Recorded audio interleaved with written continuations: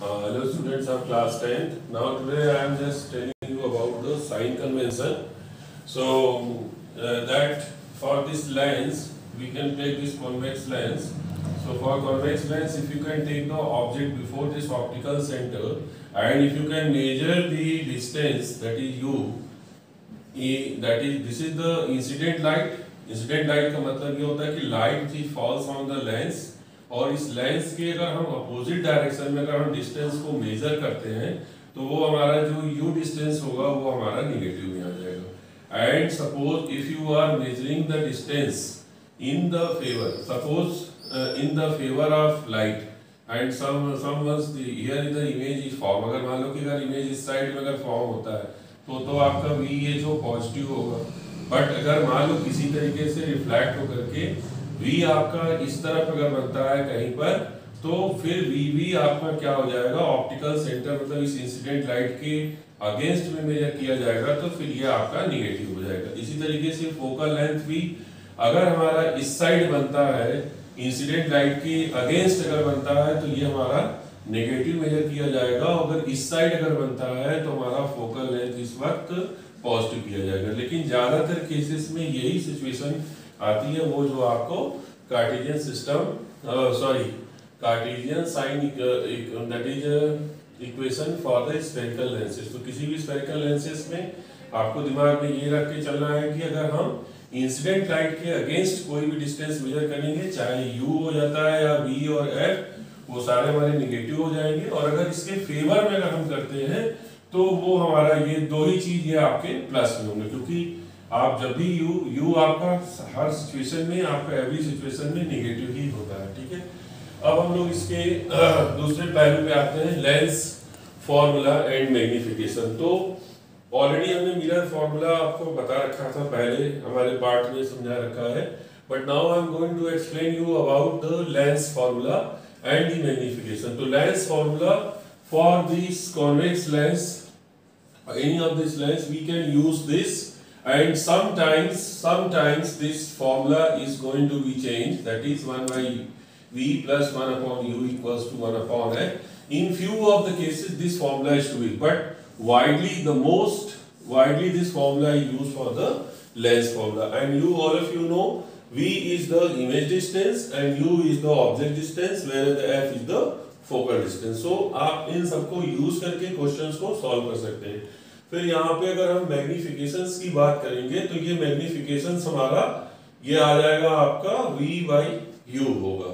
तो v by u equals to हमारा ये h1 अपॉन h2, क्योंकि हम ऐसा इसलिए यहाँ पे पॉजिटिव ले रहे हैं कि अगर v और u हमारे दोनों अगर निगेटिव बनते हैं तो ये हमारा निगेटिव ही हो जाएगा. और इस केस में हमारा एक ऊपर की तरफ पॉजिटिव और एक हमारा मान लो अगर ये पॉजिटिव हो जाता है तो फिर ये कट करके h1 अपॉन h2 आ जाएगा. अब हम इस पे क्वेश्चंस ले लेते हैं. Now we can take one of the questions. तो अब आपने ये मैग्निफिकेशन फॉर्मूला देखा, इस मैग्निफिकेशन फॉर्मूला को यूज करके आप इस क्वेश्चंस को सॉल्व कर सकते हैं. इसमें आपको इस लेंस फॉर्मूला को भी यूज करना होगा. So now all of you just pay attention here for the question. That is a concave lens has a focal length of 15 centimetre and what distance should be of the object and image be at 10 centimetre. तो it means that कि हमारा जो image distance है वो 10 centimetre का बनता है और फोकल लेंथ जो हमारी हो रही है वो हमारी फोकल लेंथ इसकी 15 सेंटीमीटर है.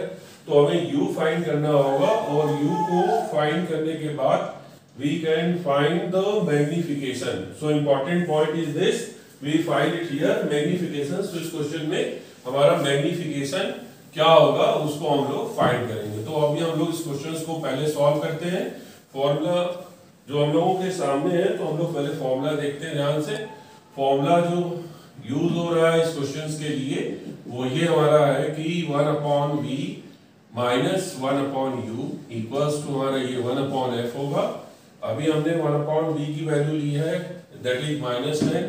तो ये हमारा हो जाएगा 1 upon -10 minus that is 1 upon u and 1 upon f की जो वैल्यू होगी वो हमारी हो जाएगी 1 अपॉन -15. अब आपको u फाइंड करना है तो ऑब्वियसली u को इधर ले जाना होगा और इस वैल्यू को इधर लेकर के आएंगे. तो आपका ये आ जाएगा 1 अपॉन दैट इज 10 और फिर ये आ जाएगी प्लस में वैल्यू 1 अपॉन 15। इस तरीके से हम यहाँ पे 1 अपॉन u फाइंड कर लेते हैं। इसमें हम यहाँ पर इस वक्त इसका एलसीएम लेंगे तो एलसीएम हमारा ये 30 होगा। अगर हम 10 से इसको डिवाइड करते हैं तो यहाँ पर ये -3 हो जाएगा। 15 से अगर आप डिवाइड करोगे तो ये +2 और इस तरीके से 1 अपॉन u आपका आएगा। एंड देयरफॉर 1 अपॉन u की जो वैल्यू होगी वो -1 अपॉन 30 हो जाएगी। और इस तरीके से अगर हम u निकालेंगे तो ये हमारा -30 होगा। अब हमको इसमें मैग्नीफिकेशन निकालना है। तो मैग्नीफिकेशन का हमने आपको बता रखा था कि अगर हम v बाई u करते हैं तो इसकी वैल्यू आ जाएगी। अब आप देखिए कि v ऑलरेडी आपको पता है कि ये -10 है और u जो है आपको ये -30 है, तो दोनों चीजें कैंसिल हो जाएंगी। ये आ जाएगा 1/3। तो मैग्नीफिकेशन की वैल्यू हो जाएगी 0.33। इस तरीके से आपने देखा कि अगर हम इस फॉर्मूले को यूज करते हैं तो इस तरीके से हम क्वेश्चंस को सॉल्व कर सकते हैं।